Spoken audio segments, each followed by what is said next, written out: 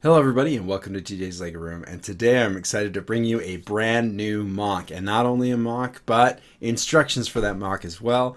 They are up on rebrickable.com right now for free, so you're welcome, Galaxy, 2 weeks in a row.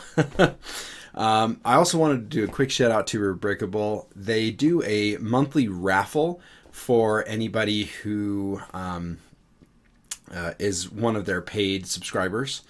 And this last month, I actually won. And so I won $100 worth of Lego.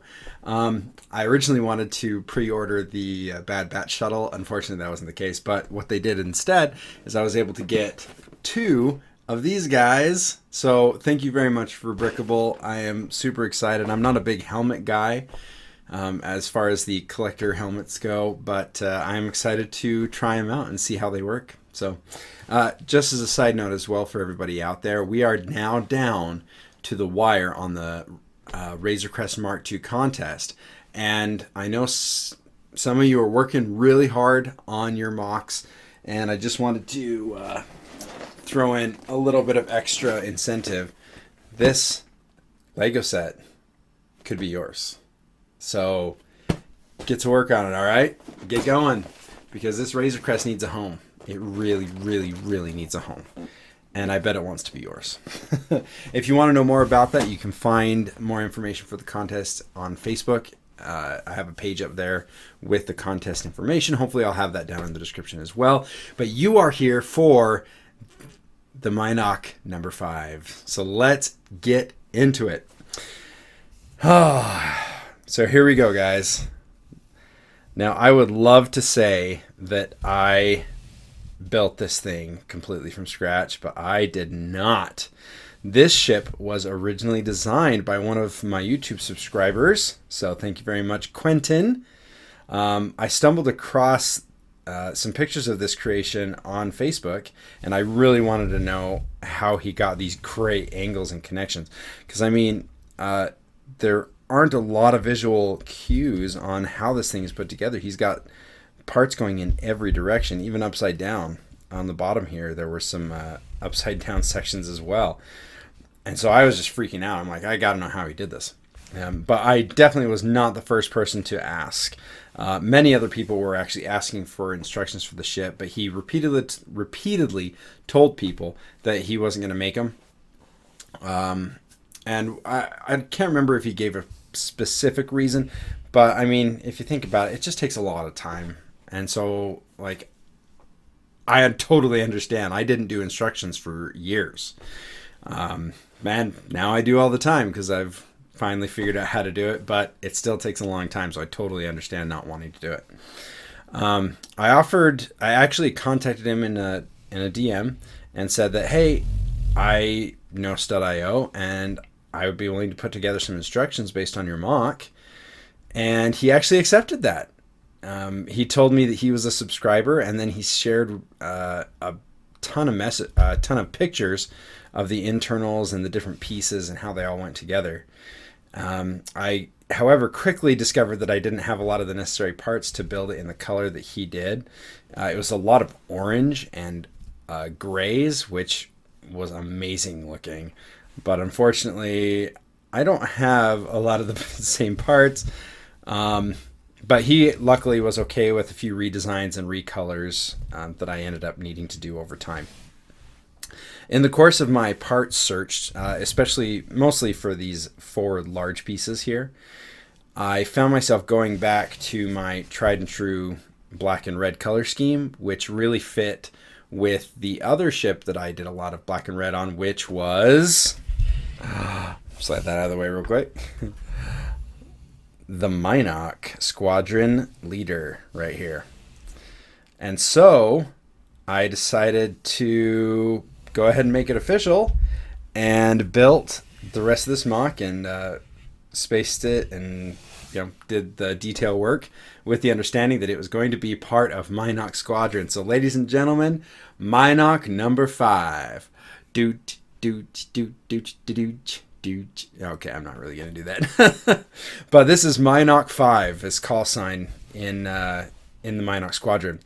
So if you guys would like to stick around for a little while longer, I do have a backstory for it. I know some of you really enjoy that and some of you don't.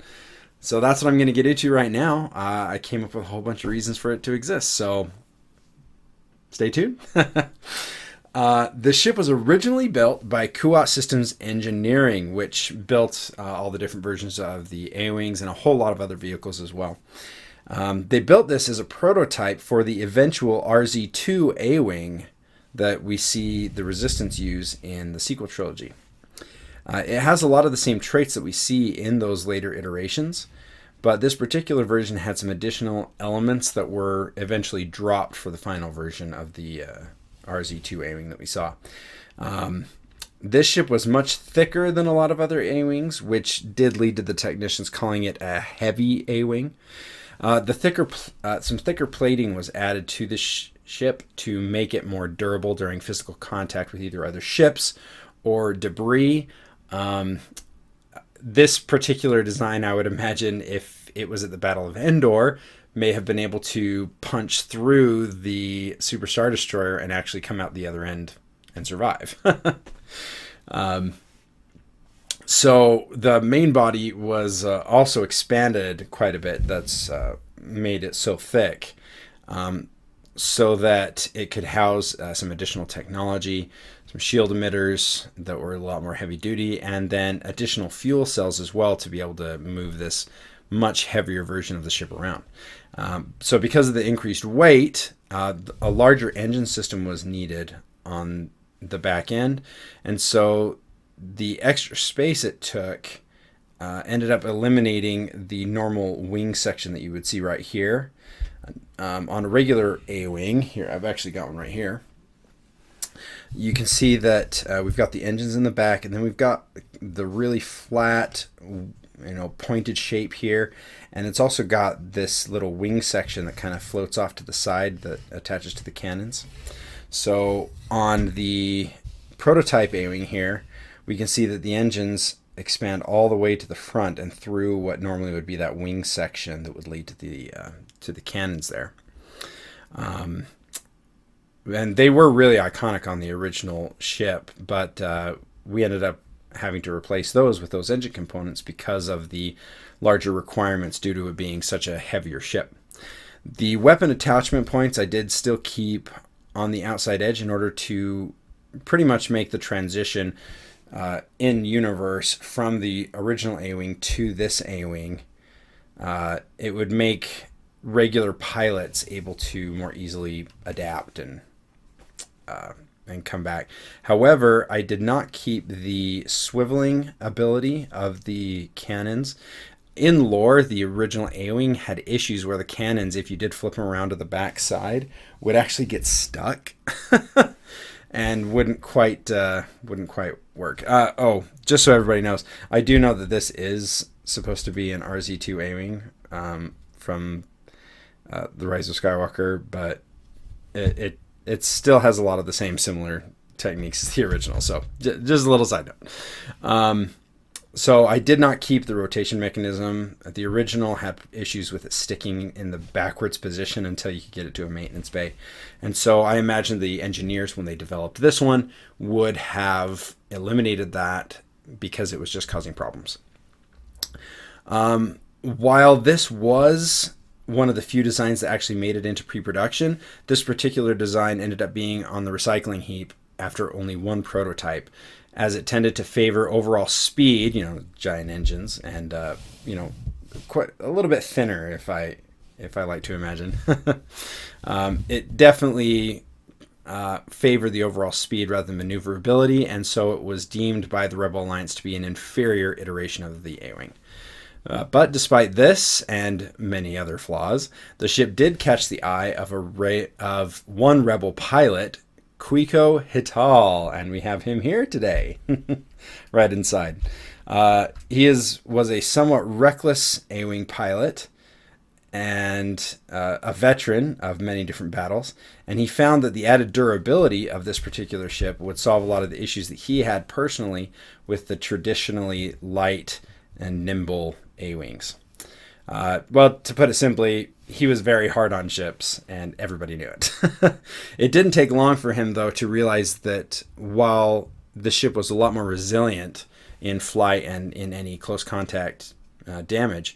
The ship was far from indestructible. As a matter of fact, the added weight was so great that the landing gear snapped off if you landed any other way than perfectly vertical. And if you know anything about Kuat Systems, he's hard on ships and he doesn't always land vertically. So he did knock off the landing gear completely and they are gone.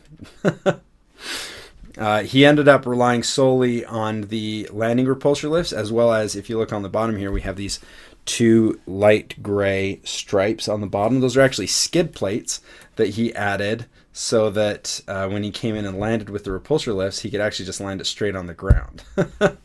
Which is, I thought it was kind of funny. For anybody out there who really knows me well, you know that I basically came up with a reason for not having to put landing gear on it, because I am really struggling with landing gear lately. Ugh. But either way, that's a good reason, right? And I actually do really like the look of the skid plates on the bottom. I think they look pretty cool, and I could definitely see something like that being in Star Wars, especially with a crash landing type pilot like this guy, or, you know, like Anakin Skywalker. Skid plates would have saved a lot of his ships. After many successful missions with his beefy A-Wing, Kuat Systems was eventually selected to be the 5th member of the legendary Mynock squadron. So traditionally the squad would have been made up of modified X-Wings, Z-95 Headhunters, and other multi-role fighters. But the A-Wing, being an interceptor, would not have fit totally into that club, that particular squadron. But Hital's exploits in his armored A-Wing proved, well, more than proved his qualifications for these guys. But by the time of his induction, this is where we get into some of the fun little details of the ship. Some of the original prototype parts had worn out and had to be replaced with more standard, bulkier versions that don't quite fit inside the original body. And that's where we have right here, we have some Greebling that's seen through, like one of the panels is missing. After about the 3rd attempt to replace some of the internal mechanisms, the mechanics for Mynock Squadron left one of the forward panels off to better access these high-wire components. And that's what we see here. I'm going to see if you can make sure that's in focus for you guys. That's a fun little Greebling section. I really had fun with this particular section. Used some new Greebling techniques that I had never used before, so it was really fun. While removing the panel could actually be dangerous, it did help Kuat's ship fit into the haphazard... I'm sorry, guys. I am trying real hard, but it is late. Let's try that again. While removing the panel could have been quite dangerous for him, it actually did help Kuat's ship fit into the haphazard look of the Mynock Squadron. We know from looking at the original Mynock Squadron ship that we have here, we have a lot of the panels that were removed and a lot of Greebling exposed on the top and the back and the front. And so having this one little section of Greebling exposed actually was kind of helpful to help him fit into Mynock Squadron and be accepted a little bit quicker, maybe. And so the panels stayed off. It also did help just a little bit that this particular panel was very near the deflector shield projector, and that the removal of the thicker plates that are on this particular ship helped increase the effective range of the deflector on the front end. But really, it was just for looks. if I'm going to be totally straight with it. Well, I hope you enjoyed this little backstory. This is an awesome prototype RZ2 A-Wing by Quentin. Again, the instructions are up on unbreakable.com right now. I hope you guys are able to go and check that out. This is actually a really fun build. The instructions are free, so you're welcome to go in and check it out and see how it all came together, and hopefully get inspired for some of your own mocks, and I'd love to see those. Just as a couple little things, one feature that Quentin was trying to get in here that he seemed to struggle a little bit with because of all the intricate connections that he had in there, I was able to do a little bit more work on it, and he wanted a storage area for some of the pilot's personal belongings, and I actually went with a version that we saw in the original A-Wing that Lego ever came out with, which is that right behind the pilot's cockpit, the whole back end would lift up and you'd have a nice little area, little storage area down inside there. And so that's what I was able to put into there. A little bit more accessible, although the back end doesn't look quite as nice as his, because I definitely erred on the side of space and storage rather than the look. I still think it looks pretty good. So Quentin, there you go. Hopefully that works out for you.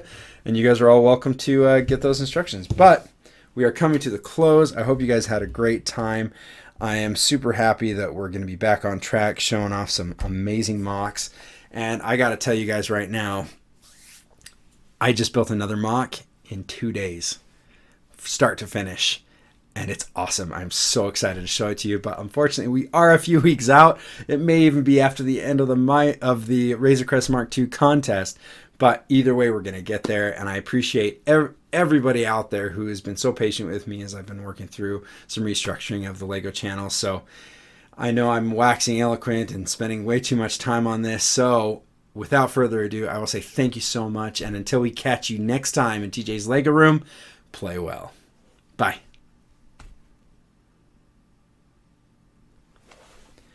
Excellent. I'll take it. I'll take that. Okay. And Audacity, let's hope.